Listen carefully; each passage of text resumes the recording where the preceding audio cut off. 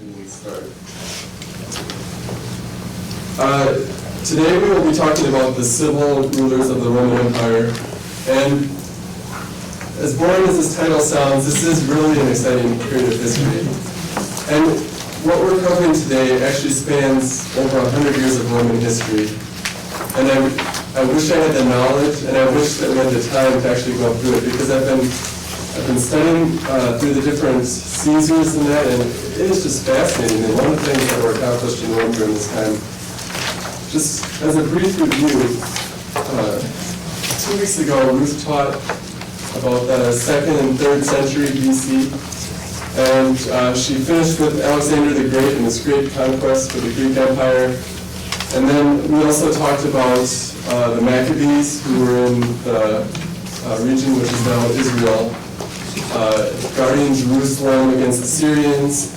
We talked about the Punic Wars, which were done in Rome. Just the rise of Rome, looking at this right here. We have 1000 to 800 BC was when Roman territory consisted of the Etruscans, Illyrians, and the Ligurians. And then in 600 BC, the Etruscans took control over the Latin tribes. 500 BC, Rome became a monarchy. Kings were elected for life. Thank you. And then there was a senate of 100 to 300 people that assisted the king. There were classes in the Roman Empire at this time, the patricians being the upper class, and then there were the plebes being the lower class. And during this time there was social inequality that increased, and the plebes refused to work. So we see these different dynamics between the rich and poor in the Roman Empire early on. And then Ruth also covered from 264 to 146 BC was the Punic Wars, and that was when Rome fought against Carthage. And also, Rome at this time was a time of great bloodshed. There was war in Greece, Macedonia, Syria, Rome, Egypt, Carthage, and then different rulers would rise up, and then they'd be assassinated, there'd be some type of coup, and a new ruler would come up. So this whole area of Rome was in such disarray, and it was just desiring for strong government and strong leadership. People felt unstable. They didn't know what bloodshed or war was going to break out in their village, and they wanted a stable empire. And we will get to be talking about Julius Caesar very shortly here, that will help bring stability to an empire that had wanted stability for years, centuries. This map right here shows Rome before the Second Punic War. So you can see that we have, this is Italy right here to boot. So the area of Rome is very small here during this time. Carthage, if you remember, Hannibal was the leader from Carthage that fought in the first 2 Punic Wars. So that expanded northern Africa and modern day Spain.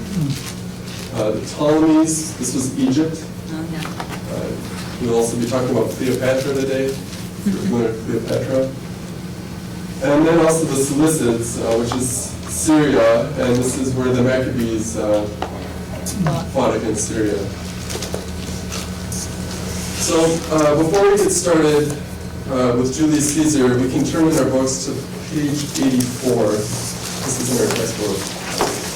And we've covered this 2 weeks ago, but I want to just review the definitions of the different rulers. So as we go through this, we'll be familiar with the terms. I really struggle with the different titles in the Roman Empire. There are so many different titles, and depending on what age you're talking about, they change names, so it gets very confusing.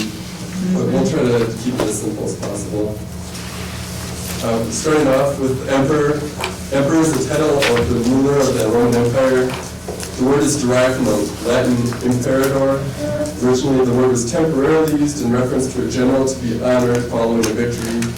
The title was used permanently by Julius Caesar and all his successors, validating their supreme military authority.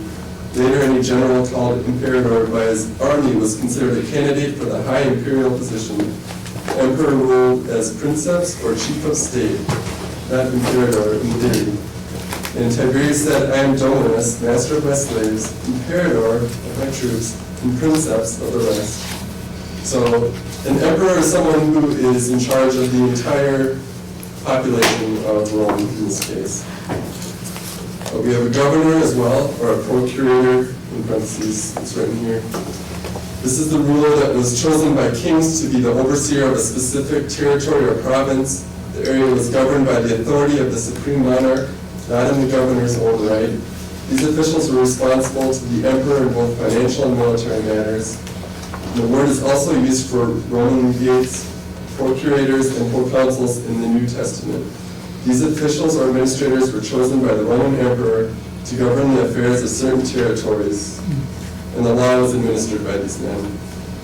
So the governor, similar to what we have in the United States, where we have different states and you have governors. In the Roman Empire, there were different provinces where governors would serve as leaders.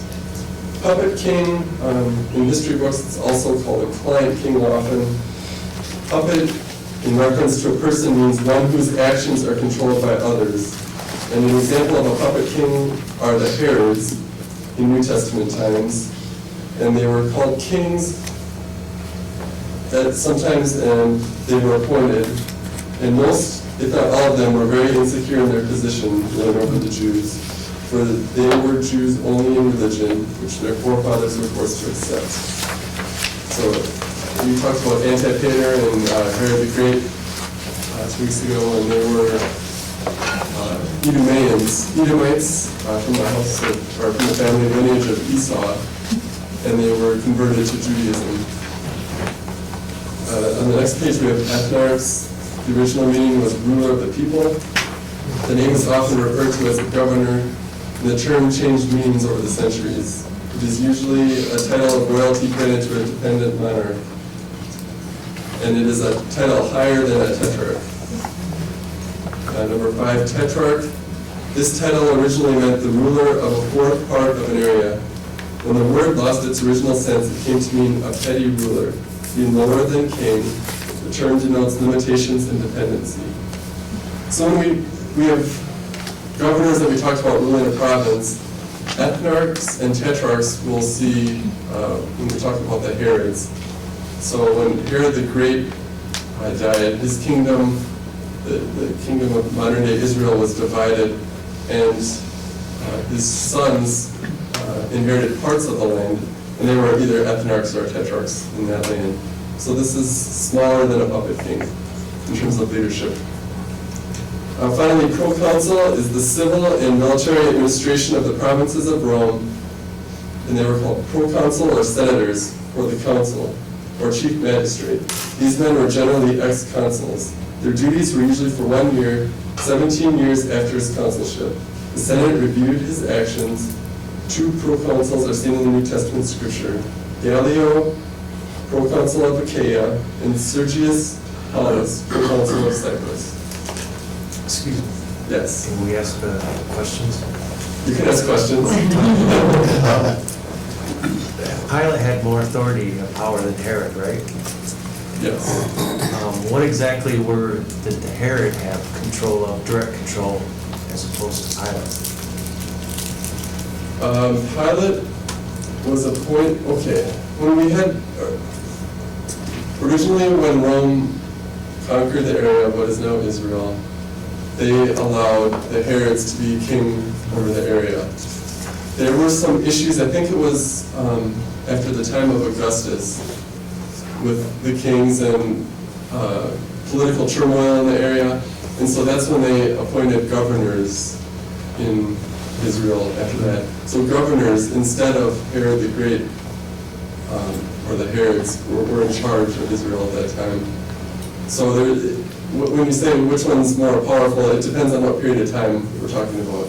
Governors were not always over the period, or the area of Palestine or modern day Israel. They came after Augustus. So as we go through this, I hope that becomes more clear, and if it's not, Okay. then... Wasn't the Herod that Jesus went before in charge of Galilee? Herod Antipas is who you're talking about, and yes, he was... And that's in charge why of Galilee. Pilate sent him to it, because here, this man's a Galilean. Right, that's right. I think like the pilots, weren't they like Romans and the Herods were from a local? That's absolutely right. And actually, the Romans who were sent to be governors, this was not a coveted position. This was, if you're a Roman, you're being sent off far to the east to an area of where Jewish population is strong, and they're often revolting against the Roman Empire. So they're just sent into a political mess, really. And so Pilate, he probably did something wrong politically in his career prior to that to be put in that position. But yeah, you are right, it is a Roman that is put as governor. Okay. Any other questions before we move on to Julius Caesar? Okay. Julius Caesar, Gaius, as he was called by his friends, was born in 100 BC. He was born into a prominent family. And the name Caesar has several possible meanings, one being hairy, two being bright gray eyes, or three, the name also means that he killed an elephant in battle. And so it's not known what the name meant, but it's pretty clear that Caesar had a liking to an elephant being killed in battle, because later he had currency made that had elephants being put on it. So maybe his name really means hairy, but he wanted everyone to know his name means elephant killed in battle. Caesar's father governed a province in Asia, but he was not particularly influential. And when Julius Caesar was 16, his father died suddenly, leaving him head of the family. The following year, he was nominated to be the new high priest of Jupiter.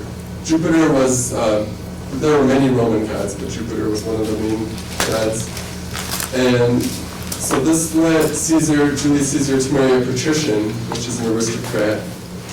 And he married a woman named Cornelia. She was the daughter of a consul, which was the highest elected office for a Roman official. Julius Caesar also had an uncle whose name was Marius, and he was also a consul, and he helped guide Julius Caesar as a teenager.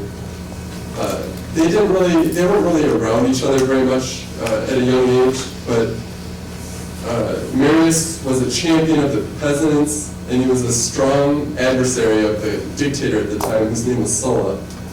So as we get into the life of Caesar, you'll see that Marius' influence as a champion of the people really sunk deep into Julius Caesar's strategy. Julius Caesar's political marriage and connections to his uncle made him a target of the emperor Sulla, or the dictator Sulla. And Sulla began killing and exiling his political enemies at this time. So here's Julius Caesar. He has connections with Cornelia, his wife, and he has connections with Marius, his uncle. And for some reason, Sulla didn't want to have Julius Caesar killed, and he wanted him just stripped of his inheritance, his wife's dowry, and priesthood, because Julius Caesar refused to divorce his wife. So Julius Caesar was eventually exiled from Rome, and he brought Cornelia with him. And his mother's family pleaded on behalf of Caesar.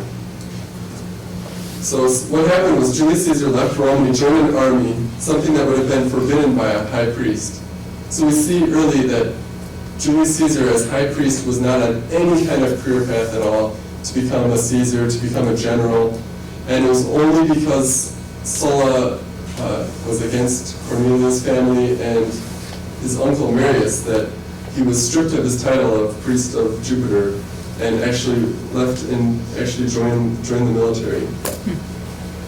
So Julius Caesar spent 4 years on a military campaign and proved himself a brilliant soldier. And in 78 BC, he heard of Sulla's death, and he felt it safe to return to Rome. And there's an interesting story. He wanted to be trained. Has anyone here heard of Cicero? Cicero was a very famous orator and a very famous speaker in Roman times. He was around during the time of both Julius Caesar and Augustus. He was a member of the Senate. And the Caesars really replaced what was formerly the Roman Republic. which was ruled by the people and by the Senate, and it changed into more of a dictatorship or an emperorship. And so Julius Caesar was actually going to study where Cicero had studied, where he was tutored. And Julius Caesar during this time was captured by pirates. And pirates were very common during this time. Pirates would capture notable people, and they would hold them for ransom, and then when they decayed, then they'd release the prisoner. And usually the stories go that the people that were captured by the pirates would become very frightened, and they wouldn't say anything, and they'd be locked up. But Julius Caesar, when he heard that he was being sold for a ransom of 20 talents of silver, he talked to the pirates and said, no, 50 talents. I want 50 talents. So the pirates agreed, and they were taken aback by Caesar, evidently, who wasn't afraid of them at all. He ate with them, and actually, I read that when he was trying to sleep, he would get up and tell them to be quiet. So, he wasn't too afraid of these pirates. And I don't know if they were drinking one day, but Caesar had told them, when you release me, I'm going to come back for you, and I'm going to crucify each one of you. And they all laughed at him. They eventually got their 50 talents of silver. Caesar was restored, and he immediately sent a fleet, captured them, and had them crucified. But as a great act of mercy, he slit their throats first. So that is just, it really helps paint a picture of who Julius Caesar was. He's a very confident, very arrogant man. But at the same time, he was a man for the people of Rome. Julius Caesar was decorated and renowned for his bravery in battle. He quickly rose in politics, first elected military tribune, then as quaestor, which is a financial manager in 69 BC. Then he was elected Pontifex Maximus, the chief priest of the Roman state religion. And by this time his wife Cornelia had died, and he married a woman, Pompeia, who was the granddaughter of Sulla. You remember, we just talked about Sulla, the dictator who was against him at first. So there is a political marriage that unites him with Sulla. Caesar was appointed to govern Spain. He won some battles against local tribes, and his troops hailed him as imperator or commander. Caesar became famous through his great speaking ability, like Cicero. He was said to have a high voice and use many gestures when speaking. So I can't do the high voice maybe like me, but I'll try to do some of the gestures. In 59 BC, Caesar was elected as consul, the highest elected position one could achieve. He developed allies in political office, including a man named Pompey and another man named Crassus. Pompey and Crassus were not on friendly terms, but Caesar reconciled the two, and they formed an alliance, which is known as the First Triumvirate. So triumvirate, tri, means three, and the word triumvirate means rule of three men.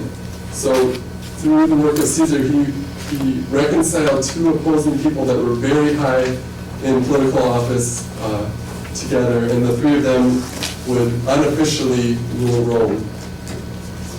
Caesar married for a third time to Calpurnia, who was the daughter of a powerful senator. And the aristocracy knew of Caesar's prestige and potential for power, so they tried to limit it by giving him control of the woods and pastures of Italy rather than the governorship of a province. Caesar had many political allies and had this overturned, and he was given governorship of Gaul. So Gaul is modern-day France, and as Caesar went to be governor of Gaul, he had great military successes. There were many barbarian tribes during this time, and really all throughout Roman history, and even in the decline of Rome. Centuries later, it's barbarian tribes that always plagued Rome. Julius Caesar commanded an army, and it was very natural to him. As I mentioned, he's a natural speaker, and his armies, they loved him. He had 4 legions under his command. He knew the names of all centurions on the front line in battle, and it said that the sight of his red cloak was the equivalent of at least another legion. There were several Germanic tribes that threatened Rome during this time, which Caesar defeated. He conquested north, defeating other tribes in Gaul, Using some questionable information, he found cause to invade Britain, which was only partially successful, but he was able to establish a few alliances. I think I have a map on this next page. So, just to take a look here. Here is Gaul up here. France, this is where France is, right? And here's Germania. Germany's in here. And so there's several barbarian Germanic tribes in here that would come into Gaul and try to fight Julius Caesar. And this is part of the Roman Empire during this time. And you can see up here it says client kingdoms. We talked about puppet kings. So we have Syria right here. This is puppet king and client kingdoms are the same.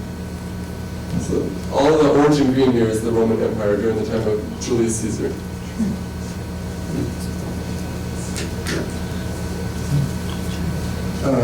Julius Caesar's victories were celebrated in Rome. He was ruthless in becoming the greatest Roman, which included the deaths of thousands of Gauls. And Caesar's 9-year campaign against the Gauls ended in 51 BC. He ordered that 1 in 10 Gauls have their hands cut off to symbolize the power of Rome. Meanwhile, Crassus, who was one of the members of the triumvirate that we just talked about, he was killed in battle, and Caesar's daughter, who was married to Pompey, died in childbirth. So we have the triumvirate breaking apart here. We have Crassus dying, and Pompey, the other leg of the triumvirate, who was united to Caesar through the marriage of his daughter, she also died in childbirth. So Caesar offered his grandniece in marriage, but Pompey declined and married an opponent of Caesar, thus ending the triumvirate. In 50 BC, Pompey and the Senate ordered Caesar to disband his army and return to Rome because his term as governor had ended. So you see at this time, you can imagine Rome and the Senate at this time. You see Julius Caesar, you see this man gaining great power. He has these legions under him. The men love him. They're dedicated to him. And they're actually afraid of him. They're afraid of him because he's becoming powerful. They're afraid of him because he's going and he's speaking to the villagers. He's a man of the people. All these Romans in little villages are behind him. They're seeing these opportunities. It's the blue-collar workforce of Rome that's seeing the ability to rise. And we have the Senate here, who's this elite class of aristocrats who's used to the way of life. They like the way things are going. They don't want anything shaken up. And they're scared that Julius Caesar, who's gaining this great military presence here, is becoming too powerful. So they try to end this power that he's gaining. So in 50 BC, Pompey and the Senate ordered Caesar to disband his army and return to Rome. And he knew that there were political officials who wanted to charge him for war crimes in Gaul. And Pompey accused him of insubordination and treason. So Caesar had a sizable army, and he knew he had the power to seize Rome. And this was a very difficult decision for Julius Caesar, because if he were to cross into Rome with his army, he would be creating a civil war in what was a republic at the time, in an area that has already been plagued by wars, and now it would be a civil war that he would be creating. Have you ever heard of the phrase crossing the Rubicon? It's the river that they crossed. It kind of means crossing the point of no return. Also, if you've heard the die is cast, that's another phrase that came from this. Once the die is cast, there's no changing, no going back. So Caesar decides to bring a legion, which I guess is an act of bringing a bodyguard instead of an army. But he came into Rome and he came to pursue Pompey. Pompey decided to flee. Pompey had allies in Spain here, and Pompey actually was in charge of Spain when they had the triumvirate.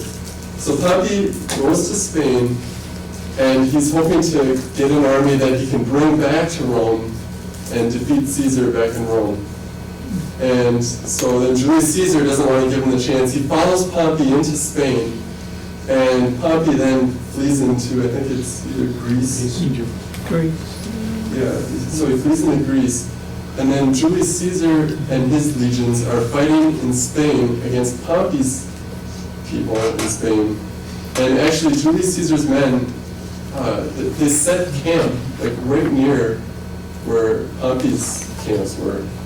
And so when they were setting in camp, the story goes that there were different soldiers that would go from camp to camp and they talked to each other. But when the Julius Caesar soldiers would go over to Pompey's camp, they were not wanted there and they were either killed or chased away. But then, when the Pompey soldiers came over to Julius Caesar's camp, they were given food, they had great conversations, they were given things to drink. And none of these Romans, they don't want to go on military campaigns against their own brethren. They're in a civil war that none of them are even wanting to take a part of. And so soon we see Pompey's army in Spain starting to side with Julius Caesar's. So now he's getting an even bigger army. And so Caesar follows Pompey to Greece, where Pompey also escapes. And when Julius Caesar's going on all these different campaigns in search for Pompey, you may have heard of Mark Antony. Mark Antony was Julius Caesar's right-hand man. He had a title called Master of the Horse. Master of the Horse is basically someone who serves as Emperor of Rome when Julius Caesar is off on his campaigns. So he has full control of Rome during this time. And so Caesar pursues Pompey into Egypt, where he is eventually murdered. And during this time, when Julius Caesar is going on all these campaigns to Spain, to Greece, to Egypt, Mark Antony gets, drunk with power. He literally becomes drunk with power. So he's drinking, he's living a luscious life, and things are falling apart in Rome. And Caesar actually goes to Egypt where Pompey's murdered, not for Caesar's direction. And he actually gets upset when Pompey's murdered because he wasn't given a proper burial. And the way he was murdered, Pompey had allies still in nations like Egypt, and so a lot of the allies of Pompey's turned against the Roman Republic then because of this. So Caesar was not happy with that at all. But anyway, it was while Caesar was in Egypt, he came across the pharaoh, Cleopatra. And they had a romantic relationship. And this was more, it was also political as well as it was romantic. And they took a great cruise down the Nile in celebration of their victory. And there were like 400 Roman ships that followed along with them down the Nile. And this was just to show the Egyptians the great power of Rome. And so that the Egyptians would help turn inside with the Romans during this time. And since Roman law only accepted marriage between two Roman citizens, Julius Caesar and Cleopatra never married. But they did have an illegitimate child together, a son. So Julius Caesar has a son. He continued in victories over Gaul, Egypt, and he returned to great celebrations in his honor. And Julius Caesar had very few political enemies and made his constituents rich. In 44 BC, Julius Caesar was appointed dictator for life. And it's interesting hearing about Julius Caesar. He was always on a fine line with the people of Rome. He was, like I mentioned, he was a man of the people, but at the same time, he kept pushing closer and closer to being king. He would often wear purple garments at gladiator games, and they weren't like royal garments, but they were purple, and everyone knew that if you're wearing purple, it's like something a king would wear. He had a throne built in his palace, but he wasn't a king. He always made it clear. And there was this another thing that happened was there was a holy day where they would have soldiers parading down, carrying statues of the gods and Julius Caesar's statue. And then there was one special event where Julius Caesar was going to bring a crown, and a lot of historians think that he was going to present the crown on himself, but seeing that the crowd was really on edge and they did not want a monarchy, he put the crown on Jupiter and everyone roared and cheered. So he was always wanting to be king. But he always said, oh no, I don't want to be king. But in 44 BC, he was a dictator for life, and this set the stage for his downfall. The aristocracy valued liberty above all else, and his lifetime appointment was the symbol of monarchy. If you've heard of the Ides of March, the middle of March, the 15th of March, the Ides of March was when Caesar was to appear at a session of the Senate. Mark Antony heard conspiracies that Julius Caesar was going to be killed. One of his most faithful people that he trusted, Brutus, was convinced to partake in this assassination attempt. And as Mark Antony, who was always faithful, and even in times of trouble, to Julius Caesar, he tried to warn Julius Caesar, but he was stopped by, I don't know who he was stopped by, but some soldiers of the Senate, and then had to flee the scene. And so it came that there was this man named Tullius Clyburn who presented Julius Caesar on the Senate floor with a petition to recall his exiled brother, and Caesar's shooing him away. And then there's another man named Casca who produced a dagger, and he came at Julius Caesar and was attempting to stab him in the neck. And Julius Caesar, he's a general, he is a man of battle. He sees him coming, he grabs him by the wrist, and this man who's holding a knife yells, "Brothers, come help me." And then there's an entire senate of people that surround him, and he's stabbed 23 times. And Julius Caesar probably would have gotten away even from all these people with knives, but the blood was in his eyes and he tripped, and he fell on the ground, and he was just being stabbed to death, and all he could do was just cover his face, and he ended up dying. So this was in response to what they thought was a man who was turning Rome from a republic into a monarchy. So during Julius Caesar's reign, he established a new constitution which strengthened the central government. He reformed the calendar from a lunar calendar to a calendar aligned with the seasons. So we have now a calendar that has, under Julius Caesar, it has 12 months. July, in Roman or in Latin it's Julia, I think, which is for Julius Caesar. And August is Augustus. So we have a calendar that was developed by Julius Caesar that was almost exactly what we had today. I think it was slightly tweaked under Augustus to have leap year every 4 years instead of every 3. But otherwise, the calendar that we know, it was established during the time of the Caesars. Julius Caesar also ordered a census and rewarded families for having many children to speed the population growth of Rome. So I thought that was kind of interesting too. Trying to encourage more births of Roman people. So now I'm going to jump over, before I get into Caesar Augustus, I'm going to jump over to something we talked about last week, which is Antipater the Idumean. So now we're returning over here to Palestine, Judea, modern day Israel.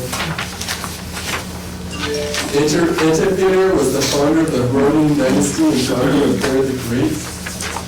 He was a native of Idumea, he's the Edomite. And after Pompey conquered Judea in the name of Rome, Antipater I was made the client king, the puppet king of Judea. Client states are used to describe a state or area of land that is subordinate to a more powerful state, being Rome. And as Rome conquered territories, they decided to create client states still under their power instead of absorbing them into the empire. More specifically, a puppet state describes states that lack independence, and the leader has greater loyalty to the greater state than their own state. So Antipater would be first loyal to Rome, then loyal to Judea. After Caesar defeated Pompey, which we talked about in Egypt, Antipater assisted Julius Caesar in Alexandria. He was named chief minister of Judea with the power to collect taxes. And Antipater names his son Basil governor of Jerusalem, and Herod the Great the governor of Galilee. After Caesar's death, he was forced to side with Cassius against Mark Antony, and his pro-Roman politics led to his unpopularity among the Jews. And Antipater was killed by poison, dying in 43 BC. So this is all going on during the time of Julius Caesar. So now we return back to the Caesars. The second triumvirate. After Julius Caesar's death, there was official power divided between Octavian, was Caesar's grandnephew, Mark Antony, and Marcus Aurelius Lepidus. And he's just known as Lepidus typically. So in Julius Caesar's will, posthumously, he named his grandnephew, Octavian, his adopted son.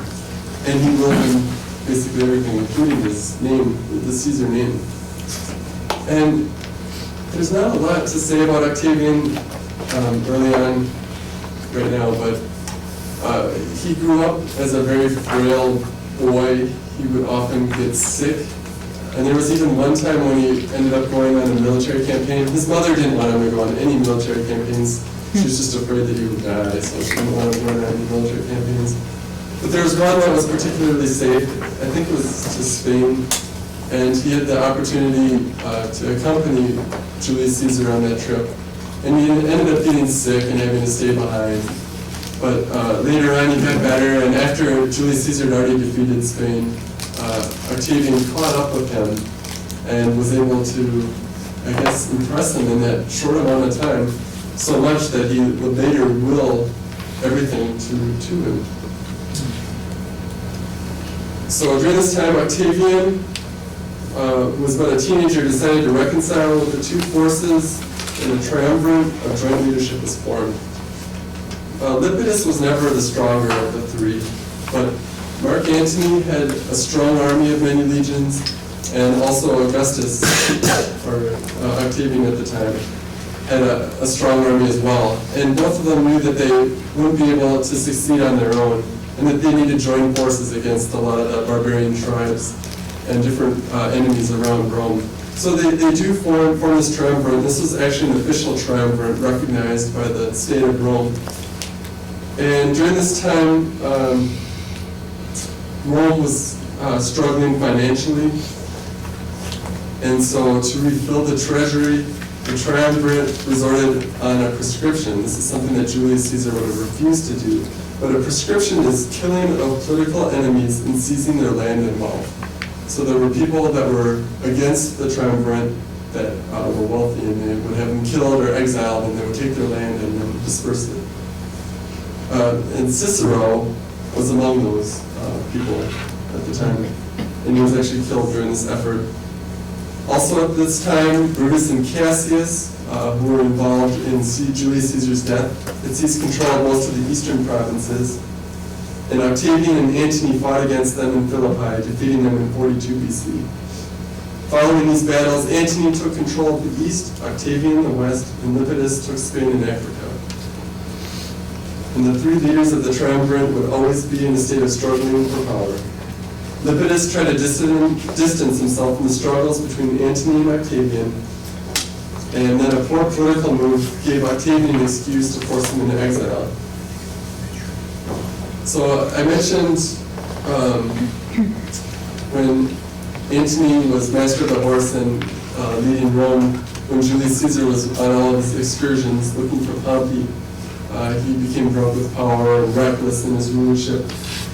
Well, during this time, Antony, in a political marriage, married Octavian's sister, Octavia.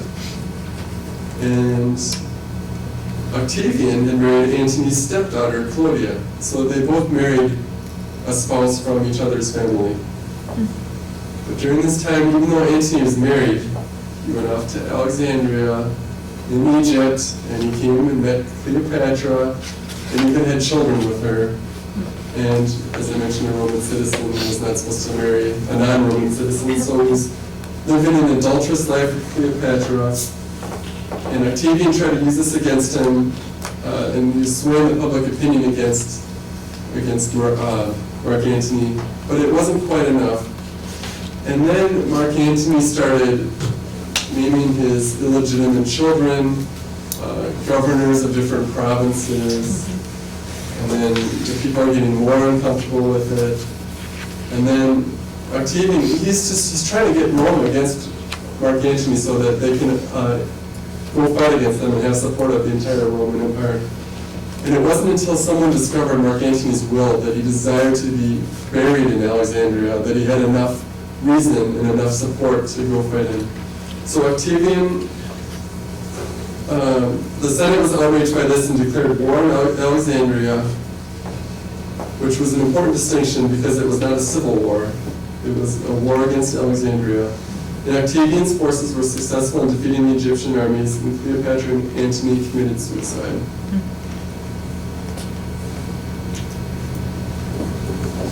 Augustus Caesar, and so now we have both of the other parts of the triumvirate dead, and we have Augustus Caesar left. In 27 BC, Octavian, I think his name was Octavius until Julius Caesar died, then he became Octavian. And then when he became Caesar, he became Augustus Caesar, so his name changed 3 times in here. So when I'm saying Octavius or Octavian or Augustus, it's all the same person. Yeah. So in 27 BC, Octavian relinquished control of the Roman provinces and their armies to the Senate, concerned that Rome would not be accepting of reestablishing a dictatorship or monarchy. He led many building and road projects in Rome, and later the Senate restored power to Octavian for 10 years. He was reluctant to accept it and kept up the illusion of still functioning with the Constitution. Augustus could care less about the Constitution, but he wanted to create the illusion with the Roman Empire that he was not going to do what Julius Caesar wanted to do in becoming an emperor, and it was still a republic, and eventually the Senate retained control of some provinces, including North Africa, and then in 27 BC, Octavian received the title Augustus, which was from the Latin word augur, meaning to increase. And Augustus also called himself Imperator Caesar Divi Filius, Commander Caesar, son of the deified one. As I mentioned, Julius Caesar wanted to put his statue on the parades with the Roman god statues. So Julius Caesar not only wanted to be a monarch, he wanted to be considered a god. And so here is Augustus, his adopted son, claiming himself a title, Commander Caesar, son of the deified one. So Caesars are not just emperors, they are now gods through Julius Caesar and Augustus. So during this time, Augustus acquired the power of tribune, giving him power to supervise public morals, scrutinize existing laws, conduct a census, and determine members of the Senate. Luke 2, 1-7 talks about Julius Caesar. And it says, in those days, Caesar Augustus issued a decree that a census should be taken of the entire Roman world. This was the first census that took place while Quirinius was governor of Syria. And everyone went to their own town to register. So Joseph also went up from the town of Nazareth in Galilee to Judea, to Bethlehem, the town of David, because he belonged to the house and line of David. He went there to register with Mary, who was pledged to be married to him and was expecting a child. While they were there, the time came for the baby to be born, and she gave birth to her firstborn, a son. So we see at Christ's birth, the mention of Caesar Augustus is mentioned in the Bible. So we're going through all this history, and it's been difficult maybe to figure out how it corresponds to the Bible, but now we are at a period of time when we have the Gospels, and we'll also be covering today the rest of the New Testament period of time as well, and the leadership there. During this time, Augustus was also granted sole imperium within Rome, giving him authority over all the armies in the city. During his reign, Augustus's armies had conquered northern Spain, the Alpine regions of Switzerland, Bavaria, Austria, and Slovenia, and many other territories, and extended the borders of the Africa province to the east and south. To protect Rome's eastern territories from the Parthian Empire, Augustus relied on the client states of the east to act as territorial buffers in areas which could raise their own troops for defense. So Rome, I'm going to get this map back a couple slides. You can see that you have Rome in the center here, and you have all these client kingdoms, and you'll notice they're surrounding Rome. So these client kingdoms really have troops, like these are people from Gaul that were eventually conquered and now serve the Roman Empire. This is, when we say buffer states, these are buffer states. So then if Germania wants to attack Rome, they can't just jump over Gaul and attack Rome. They have to go through these buffer states in order to attack Rome.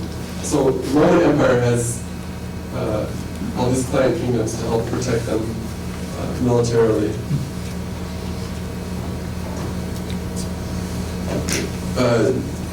After the death of Marcellus in 23 BC, Augustus married his daughter to Marcus Agrippa, and this union produced 5 children. Augustus's intent was to make Gaius and Lucius Caesar's heirs. It was apparent that he adopted Lucius and Gaius as his own children. And Augustus also showed favor to his stepsons that he had. And he died in AD 14 while visiting the place of his father's death, Tiberius. I'm sorry. Augustus died in AD 14, and he was visiting the place of his father's death. And Tiberius, his successor, was by his side when he died. Many consider Augustus to be Rome's greatest emperor. He was intelligent, decisive, and a shrewd politician, but he was not perhaps as charismatic as Julius Caesar, and was influenced on occasion by his third wife, Livia. He instituted firefighting and police forces in Rome. He created a standing army for the empire. He rebuilt roads, established a courier system which enabled swift communication. He was frugal, cutting unnecessary spending and even melting down statues built in his likeness to conserve. And he enacted public revenue reform, organizing the empire's tax structure. Like Julius, he has a month named after him, and on his deathbed, Augustus marveled, "I found a Rome of bricks, I leave you one of marble." So in terms of strength of the Roman Empire, Augustus Caesar, he may have been the strongest Caesar of all time. There were just great strides made in solidifying the nation. We talked about the buffer states. They had great strength against their enemies. They had roads. They had building projects. They came out of financial issues. They had a strong economy. So he left Rome, as he mentioned, as one of marble from rocks. Okay, so now we talked about Augustus. So now we return. Oh, question. Go ahead. It's interesting you brought up about the calendar, because about a month ago, or maybe a couple weeks ago, I was thinking, I wonder where the names of the week came from, you know? Oh, yeah. So I looked it up, and what I came up with is that in the Bible, they never gave names of the week except the first day, the second day, and the Sabbath day, which was the day of rest. But the names of the days of the week came from Julius Caesar's time. Sunday was the sun worshiping the gods that they came up with, Monday. Saturn. Yeah, Saturday's Saturn, and you probably heard that before, but it's funny that you brought up about the calendar. So they did give the names to the days of the week too, and the months of the year. Yeah, that's interesting. And they had something about Babylon in there with some of their months, that the Jewish calendar with the names of the Jews that they still use today, like Tammuz, was taken from, I think, Babylon. Oh, okay. Also, the Caesars, I read this a while back, is that in Russia, when they had the czars, or they still, they have the czars, they took that name from Caesar. Oh. And President Obama has named certain czars over, our government. Anyhow, thought that was interesting. Little Caesars. Yeah.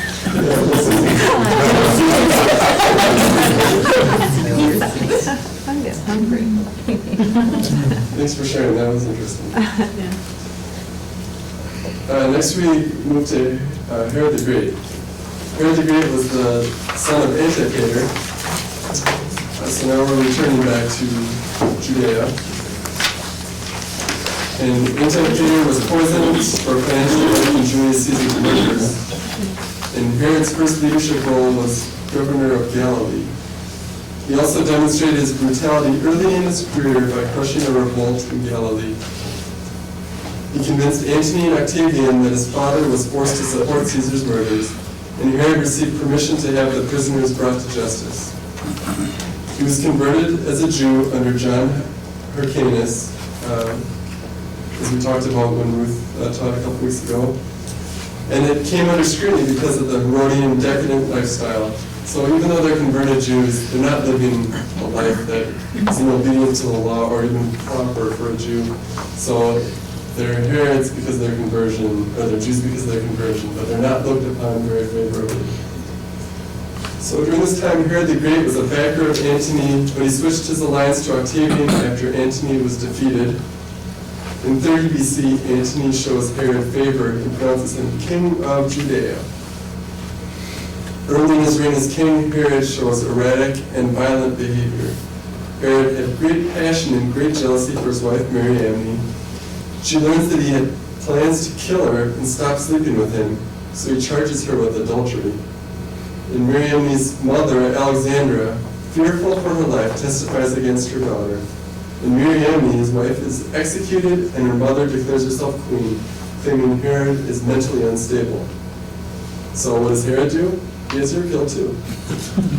So then, he not only kills his wife and her mother, he also kills his brother-in-law, Kostaban. And so you can see this is pretty early in his reign, that he's just killing anyone that somewhat threatens his reign. And he had a long reign as king, 33 years, from 37 BC until his death in 4 BC. And part of the reason for stability was that Romans did not take an active part in the daily lives of the Jews. Romans granted Jews tolerance, giving them exemptions from the Roman state religion. They learned from the Greeks that Jews could not be forced to worship idols, and this tolerance and protection from Rome gave Herod the opportunity to grow Judea. There was large amount of trade that passed through. Vast agricultural areas produced crops, producing olive oil, dates, and wine. And Herod used all these profits that they got, and also money from taxes, to embark on great building projects. A few of us have been to Israel on some of his trips. There's a large plateau near the Dead Sea called Masada, where there's a great palace built. There's Antonia and Herodium are two different areas. There's a huge edifice at the top of the Cave of Patriarchs in Hebron. Massive fortifications around Jerusalem were built during Herod's time. There's a port city of Caesarea. Caesarea is a Roman city dedicated to Caesar, which to the Jews represented everything that was Roman and pagan. There was a hippodrome for chariot races. There's a large amphitheater. So the Jews did not like this. They had bathhouses. There's a temple dedicated to Augustus. So Caesarea distrusted the faithful Jews. So Herod, who had built all these great building projects, wants to gain favor with the Jews. So what he does is he starts his most ambitious project yet, which is rebuilding the temple. It took 10,000 men 10 years to build the retaining walls around the Temple Mount. The Holy of Holies was covered in gold. Walls and columns were white marble, and floors were Carrara marble. Josephus, do we know Josephus in here? He's a Jewish historian who was converted to Roman during the fall of Israel.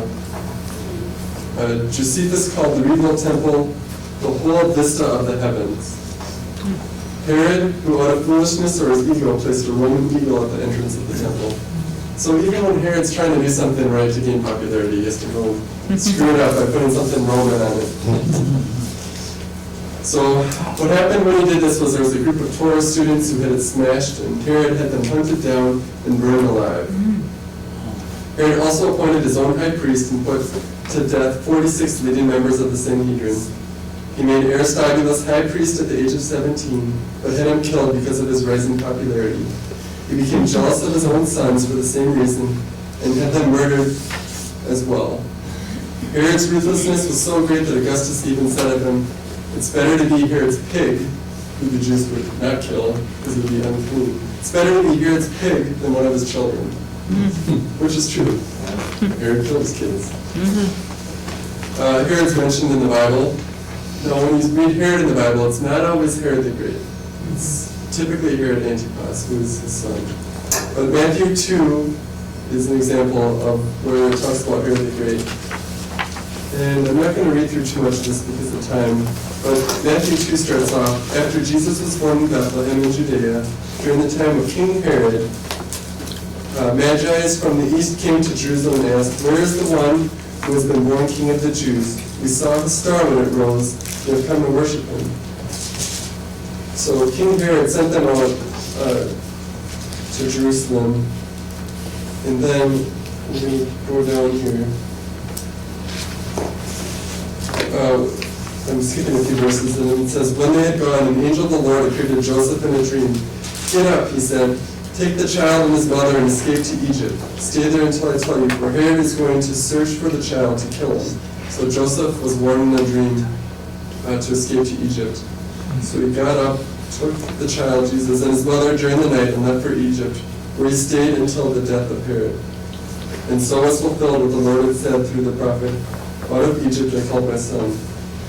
When Herod realized that he had been outwitted by the Magi, he was furious, and he gave orders to kill all the boys of Bethlehem and its vicinity who were 2 years old and under, in accordance with the time he had learned from the Magi. Then what was said through the prophet Jeremiah was fulfilled. A voice is heard in Ramah, weeping in great mourning, Rachel weeping for her children and refusing to be comforted because they are no more.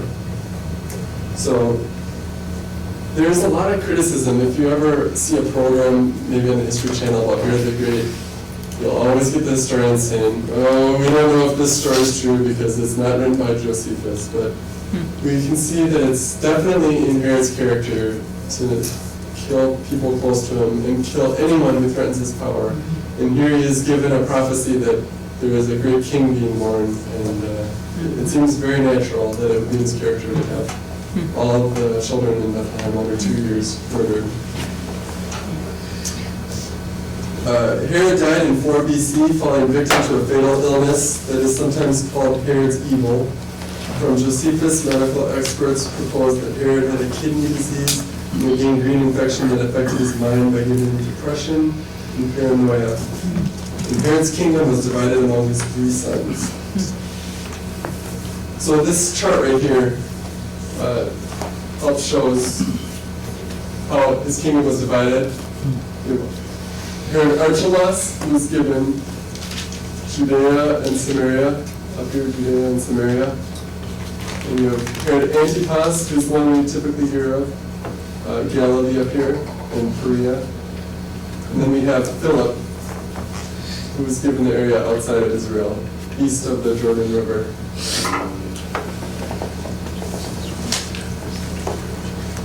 So we'll talk briefly about the different sons.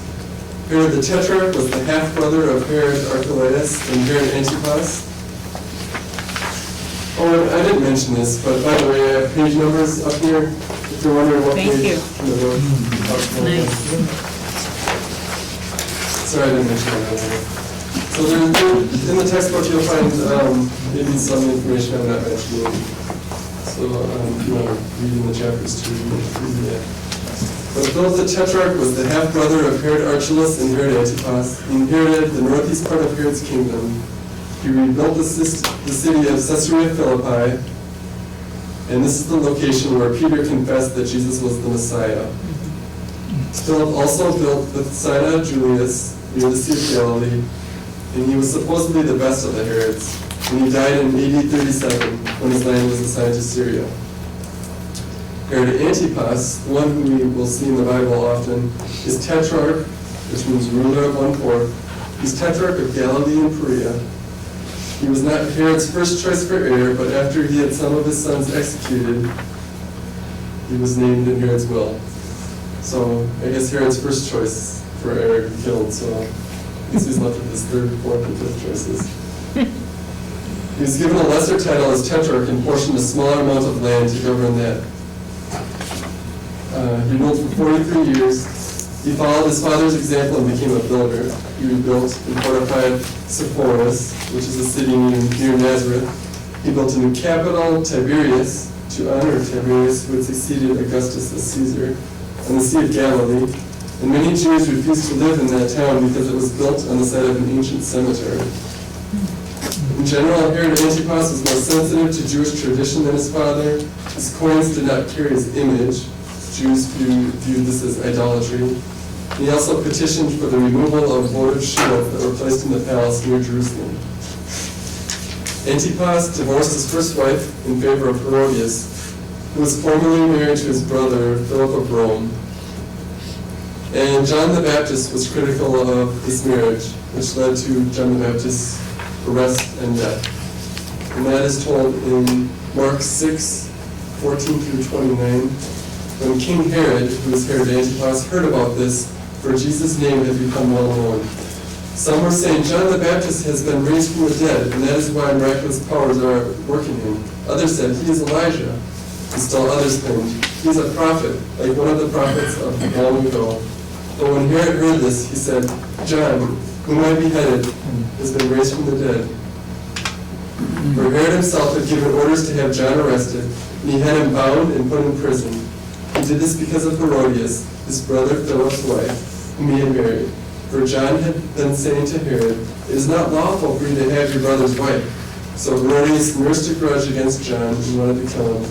But she was not able to, because Herod feared John and protected him, knowing him to be a righteous and holy man. When Herod heard John, he was greatly puzzled, yet he liked to listen to him. Finally, the opportune time came. On his birthday, Herod gave a banquet for his high officials and military commanders and the leading men of Galilee. When the daughter of Herodias came in and danced, she pleased Herod and his dinner guests. The king said to the girl, ask me for anything you want, and I'll give it to you. And he promised her with an oath, whatever you ask, I will give you, up to half my kingdom. And she went out and said to her mother, what shall I ask for? The head of John the Baptist, she answered. At once the girl hurried to the king with a request. I want you to give me right now the head of John the Baptist on a platter. And the king was greatly distressed, but because of his oaths and his dinner guests, he did not want to refuse her. So he immediately sent an executioner with orders to bring John's head. The man went, beheaded John in prison, and brought back his head on a platter. He presented it to the girl and gave it to her mother. And hearing of this, John's disciples came and took his body and laid it in the tomb. There's also other scriptures that if you want to read, there's, I won't read them, but Luke 13, 31 through 35. It's another part that talks about Herod. It's where Jesus actually refers to Herod as a fox. And Luke 23, 1 through 11. This talks about Pilate and Herod having conversations together.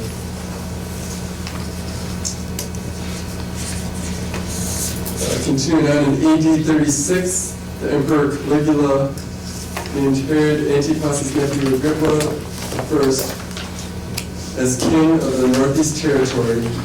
Antipas's wife convinced Antipas to ask Caligula for the title of king himself. Okay. This is always so difficult because there's like 35 names and it's really confusing. And I know as I'm going through this, it's just getting confusing. Okay. Philip was, when he was no longer tetrarch of this area, Caligula, the emperor, named Agrippa head of this territory right here. And he actually named him a king. He named Agrippa a king. So here we have Herod Antipas and his wife asking for Herod Antipas to also ask for the title of king. Because if Agrippa has the title of king, why shouldn't he be a king too? So that's what's going on right now. And so Agrippa convinces Caligula that Herod conspired against Tiberius and was now plotting against him, which appears not to be true. And then also Agrippa, who's in charge of that area of Philip, also says that there's a stockpile of weaponry in Herod Antipas's territory, which was true, but he wasn't intending on using it to fight anyone. So in AD 39, Caligula turns Herod's territory over to Agrippa and was exiled to Gaul, where he later died. So real quick, Antipas wanted to become king like Agrippa, and then this whole land right here, all this is later given to Agrippa. And Herod Antipas is exiled and later dies. Okay, the last of the three Herods that we'll talk about is Herod Archelaus. He's an ethnarch, of Samaria. So we talked about an ethnarch being a greater title than a tetrarch, but not as much as like a public king. So he's ethnarch of Samaria, Judea, and Idumea from 4 BC to AD 6. He planned on receiving the title of king from Caesar Augustus, but before setting out to Rome, he commanded the slaying of 3,000 Pharisees. His appointment of king was heavily opposed by Jews, and Herod Antipas and Augustus bestowed upon him the title of ethnarch. So even in this example, you can see the Roman Empire just wants there to be no political turmoil in this area. So if there's a bunch of Jewish people in Judea speaking out against the leader, be it a Herod or be it a governor, it does not bode well in that leader. So here Herod Archelaus is given a lesser title than king, which he originally hoped to receive. Archelaus divorced his first wife to marry his brother's widow, but she had a second husband who was still alive, which was in violation of Mosaic law. And that, along with his continued cruelty, led the Jews to appeal to Augustus. In 86, he was deposed and banished to Gaul, and Augustus replaced him with a prefect from Rome. And I won't read through this either, but Matthew 2, 19 through 23, that talks about Herod Archelaus. Okay, here's some more titles, in case you don't know about titles. Maybe we can just call them Roman governors, but they call them Roman prefects for a while. And these are the list of all the Roman prefects up here. You see Pontius Pilate? And then later they're called Roman procurators. Two names that are in the Bible, Felix and Festus. I don't know anything about any of the others. But there's a long list of governors, if you will, that took over from the Herods, which kind of gets at your question about governors and Herods. So, after Archelaus was banished, Augustus began to appoint Roman governors to rule over Judea. This ensured a more direct link with and control by the empire. The most famous was Pontius Pilate. As prefect, he was responsible for imperial tax collections in Judea. He succeeded in alienating the Jews more than all his predecessors. He installed military standards and shields in Jerusalem. The Jews wrote to Tiberius in petition, and Tiberius chastised them for breaking years of precedence, and instructed him to immediately take down the shields in Jerusalem and have them transferred to Caesarea. He took funds from the temple treasury to build an aqueduct. So Pilate was considered vindictive, and he had a furious temper. He was inflexible and relentless. Archelaus was banished because of his unpopularity with the Jews. And here Pilate had been walking a very fine line at the time of Christ's crucifixion. So when you hear the part about he washes his hands clean of this, it's not that he was doing such a favor for Jesus. This is someone who was on very difficult territory with the Jews at the time. He had already done many things to anger them. His political career was near being destroyed, and there was not much he could do against the Jews at this point without having retaliation from the Roman Empire. And then Pilate served as governor until AD 37, just after the death of Tiberius. I also mentioned Felix and Festus. Felix was procurator from AD 52 to 58. He was known for his immorality and willingness to accept bribes, which led to an increase in crime in Judea. Paul stood trial before Felix, which is told in Acts 24 through 27. And it left Paul imprisoned as a favor to the Jews. And so after Felix, Festus inherited a lot of problems. Felix left a lot of crime. He left a lot of immorality in the area, and there was a lot of hostility from the Jews toward Rome regarding civic privileges. In fact, this hostility that began to grow during this time became so great that there was a Jewish war later against Rome that ended their reign there. Also, Festus is mentioned in Acts 25:12. Paul appealed to Caesar when charges were brought against him by the Jews. Augustus declared, "You have appealed to Caesar you will go." So that just gives a glimpse into the different governors of Judea during that time. We'll continue through the Caesars, and there's, I think, 3 or 4 more Caesars. We'll try to go through this a little quickly now. Tiberius Caesar was Roman emperor after Augustus, ruling from AD 14 to 37. His father died at a young age. He was adopted by Octavian. Tiberius and his brother rode in a triumphal chariot with Octavian after the defeat of Antony and Cleopatra. At the age of 17, Tiberius received a political position from Augustus.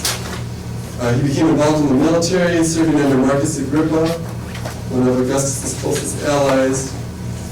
He returned to Rome and was appointed consul, and his son was born.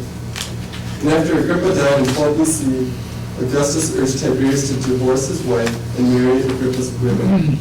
So here we see Tiberius in a happy marriage, and the Caesars convincing him to get divorced, to have a political marriage. And this political marriage was not happy at all. They had one child together that died during infancy.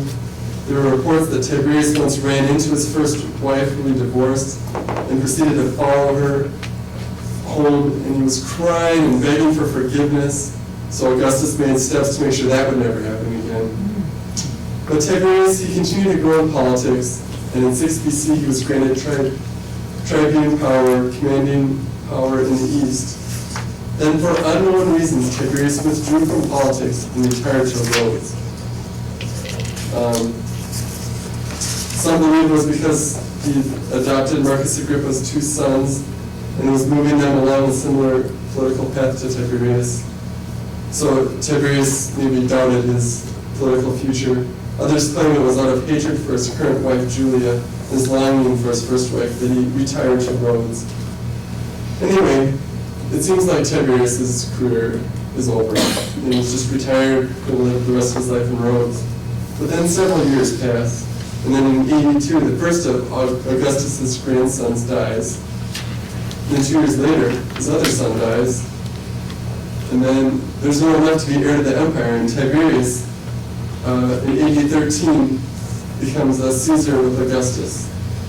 And then 1 year later, when Augustus was 75, he dies, and Tiberius was confirmed as the next Roman emperor. Tiberius was not politically savvy as his predecessor, and he came across as obstructive in political affairs. He wanted the Senate to act on its own, and often when they were looking for leadership, he sparked greater debate.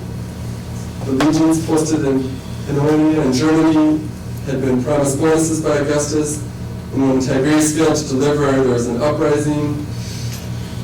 And like he retired before, in AD 26, Tiberius just suddenly retired from Rome to the island of Capri while he was Caesar. It was uncertain what he was doing, but according to the Roman historian Suetonius, he recorded lurid tales of sexual perversity, cruelty, and paranoia. And Tiberius made little plans for a successor and died in AD 37 at the age of 77. And it was said that the crowd rejoiced when they heard Tiberius had died. And they became silent when they heard he recovered. And then they rejoiced once more when they heard Caligula had smothered him. But they don't know for sure if he really was smothered by Caligula. But at any rate, Tiberius is not the greatest of emperors. Next, the next emperor is Caligula. Caligula was Roman emperor from 37 to 41. At the age of 2 or 3, he accompanied his father on campaigns in the north, and he wore a little tiny soldier's uniform. Can you picture a little 2-year-old on the left or lower? Wore a little soldier's uniform with little tiny boots and little tiny armor. And anyway, that's where he got the name Caligula. It means soldier's boots. So it was a nickname that he had, and he never liked that nickname, but he was always known as Caligula, with little boots. And Caligula is described as the first emperor who was admired by everyone in the world, from the rising to the setting of the sun. He gave bonuses to those in the military. He destroyed Tiberius' treason papers, helped those hurt by the tax system. He ended the gladiator tournaments. He focused on political reform. And then there was, see, here we have this man who is just doing all these favors, giving money to the soldiers, giving money, getting rid of taxes, he's doing everything. But then all of a sudden there's a big financial crisis. So generosity can only go so far. And then in 1839 there was this great financial crisis, and Caligula became desperate and he asked the public to lend the state money. He raised taxes on lawsuits, marriage, and prostitution. He began to auction the lives of gladiators at shows. Centurions were forced to turn over their property they had received during conquest. And then, even though they're having these financial difficulties, what does Caligula do? Building projects. Spends more money, starts building things. And anyway, during this time he replaced the consuls and had several senators put to death, and he expanded the Roman Empire. But then he started instituting some controversial policies that introduced religion into his political role. He appeared in public dressed as Greek gods. He would appear at temples and present himself as a god to the public. Even on his coins, he was represented as the sun god. He ordered a building of a statue of himself. And his rulership basically had a lot of scandals. He killed for amusement, and he one time at a gladiator game, the crowd was watching and he became bored, and he had the whole crowd in a certain section sent down into an animal den, and they were all murdered by the animals just because he was bored. So there are many stories of incest, murder, and cruelty in his reign, and he was killed in AD 41.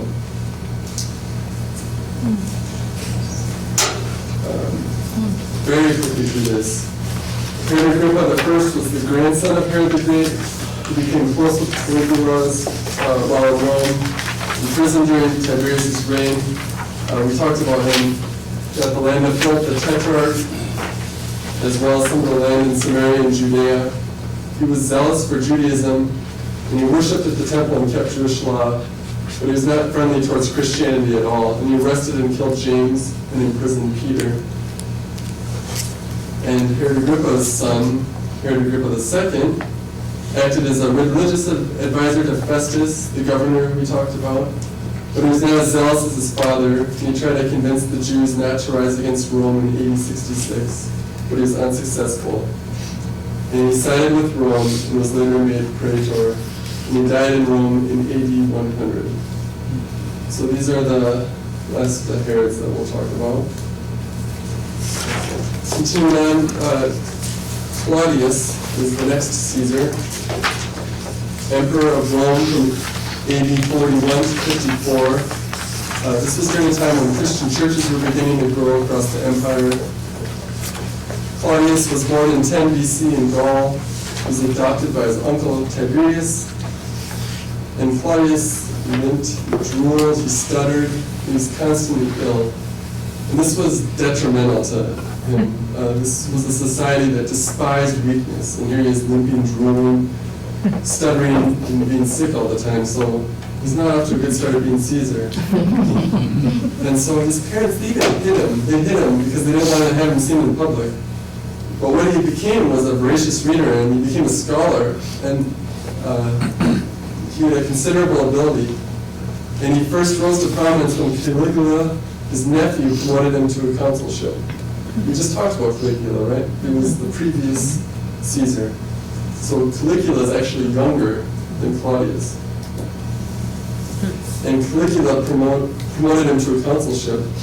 And Caligula liked to use his uncle as the butt of cruel jokes. So he might have even appointed him to this role just because he thought it was funny at the time to be able to make fun of his uncle. In AD 41, Caligula attended a theater with dancers near the palace, and Claudius was also at this particular theater. And before lunch, Claudius took his leave, and the emperor Caligula did as well. And Caligula was making his way down the palace corridor and was surrounded and cut down by his own bodyguards. The bodyguards were loyal to the emperor and went on a rampage, and they just started killing everyone around them. They didn't know what was going on. Started killing everyone around them. And according to tradition, one of the guards who was involved in the killing found Claudius cowering behind a curtain and declared him the emperor and carried him off to the camp where he would be safe. And this story shows Claudius haplessly fallen into power by accident and against his will. And he was 50 years old when Caligula died. So he took several steps to legitimize his rule against potential usurpers and adopted the name Caesar. He resorted to bribery to secure his army's loyalty. And the empire underwent its first major expansion since the time of Augustus, invading and annexing Britain. This was probably the most important and significant event in his reign. He also conducted a census in AD 48. During this time, there were 6 million Roman citizens.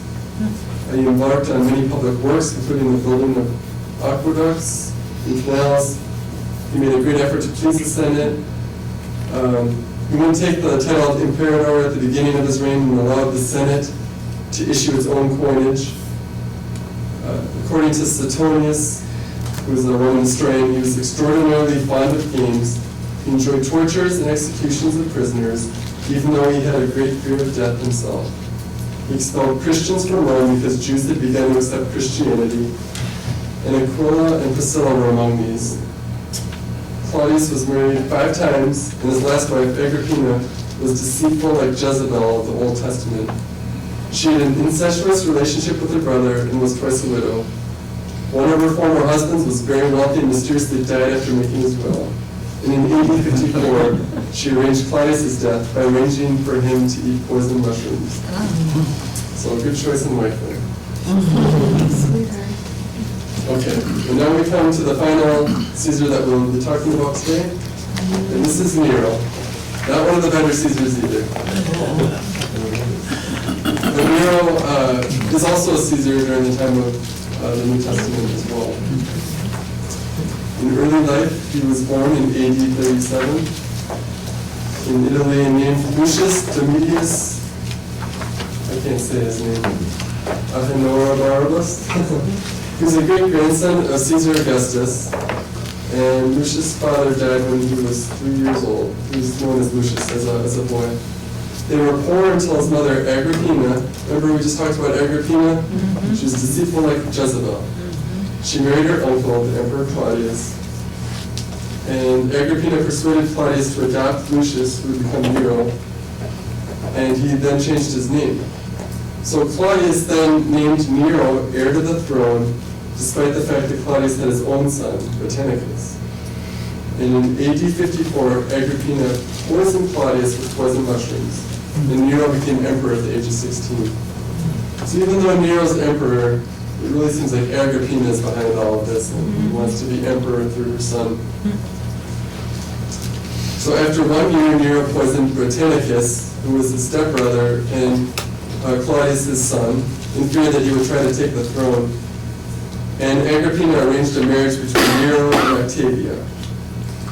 Octavia was to marry another man, but Agrippina falsely accused his fiancé of incest. So the fiancé committed suicide, and Nero and Octavia were married. Agrippina was influential to Nero when he first became emperor, but he gradually became estranged to her. One of Nero's love interests, Pompea, goaded him to turn from Octavia and his mother. And Agrippina was desperate to retain influence with her son, going as far as to sleep with him. Finally, Agrippina was removed from the palace in AD 55. The Praetorian prefect, Burrus, and Nero's tutor, Seneca, took over for Agrippina and ruled the empire. Nero, at the time, was showing interest in music and art, but Burrus and Seneca kept this private. So even though Nero's officially Caesar, he has the prefect and Nero's tutor were basically running the empire at the time.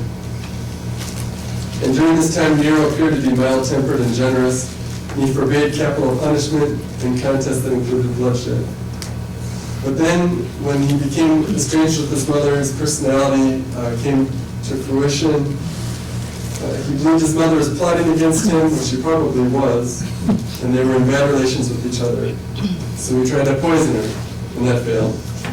And then he sent her in a poorly constructed ship, but then she swam to safety. So then finally he sent 3 officers to kill her, and she screamed, "Strike at the wound that bore Nero," and then she was eventually killed. So after Nero's mother died, Nero's evil side continued to grow. He poisoned his aunt and seized her property. He banished his wife Octavia, who was the sister of Britannicus. He He forced Octavia to commit suicide so he could marry his mistress, Poppaea. The golden house was built in her honor. Nero loved horses and was had a fine interest in chariot racing. Actually, I've heard people say that he married a horse, but I haven't found that myself. But I have heard that, though. But maybe he did. His pregnant wife, Poppaea, was upset with him once for returning home late from a chariot race. And this is a woman that he did love. And he kicked her in the stomach while she was pregnant, and it killed her. So then he found a young man who resembled Poppaea, named Sporus, and he had him castrated and he married him. He also had another male favorite, Doriphorus, who looked like his mother. And he also married a former slave, Pythagoras, and had a public simulation of the bridal night for everyone to see. And then many more stories of Nero's perversions extend beyond that, but that just gives you a taste of the person he became. His interests, he believed he was an artist. He wrote poetry, painted, sang, played the lyre. And it was very disgraceful for a nobleman to perform. But he played the lyre and sang in public performances. He entered contests that were rigged so he would always win. I can't imagine being a judge and moving in second place. And living for it. I don't know if I'd rather be killed or become one of his wives. But Nero, he loved Greek culture and had a self-seeking life of pleasure. Probably the most famous story with Nero is in AD 64, Rome began to burn. There was a fire that lasted for 9 days. Thieves looted, murdered, and destroyed the city. 2/3 of Rome lay in ashes, including Rome's libraries and museums. Nero brought in tents and supplies for his people, raising popularity. And rumors spread that Nero sang and played his lute in the garden while the Rome fires burned. There were also rumors that Nero started the fires to rebuild the city in his name, which would make sense. However, Nero would not stand for these rumors. He blamed the fire on a group of Christians. He had them burned alive. During gladiator matches, Nero would feed Christians to lions. He would use the burning carcasses of Christians as human torches in his garden. Christians were tortured in many other ways, including being thrown into the sea, or if they were citizens, they were killed with the sword. During the reign of Nero, Paul was killed. As a Roman citizen, he was beheaded. Peter was also killed during this time, and I believe he was crucified upside down, not feeling worthy to be killed in the same way as Christ. And in the final years, after the city was rebuilt, a plague broke out in Rome which killed 30,000 people. The public started to grow against Nero's madness and started to form many enemies. They blamed Nero for the plague, saying that he offended the gods. Nero fled Rome and the Senate condemned him to death. And Nero committed suicide in AD 68 on the anniversary of Octavia being forced to commit suicide. And before he died, Nero said, "What an artist the world is losing." So you can see the steady decline of Caesars from Julius Caesar, who took a nation in turmoil, finally brought some stability. You have Augustus, who brought even more stability, who built roads, created a courier system, and in his words, changed it from rubble into marble. And then you can see after that the steady decline to Nero into just complete decadence. And I hope that helped paint the picture of the New Testament with going through these words. We can take a break now. Thank you. Also, there is a sign-up sheet. I think we're in need of a couple people to sign up for the next couple of weeks. So if anyone wants to volunteer, that would be wonderful.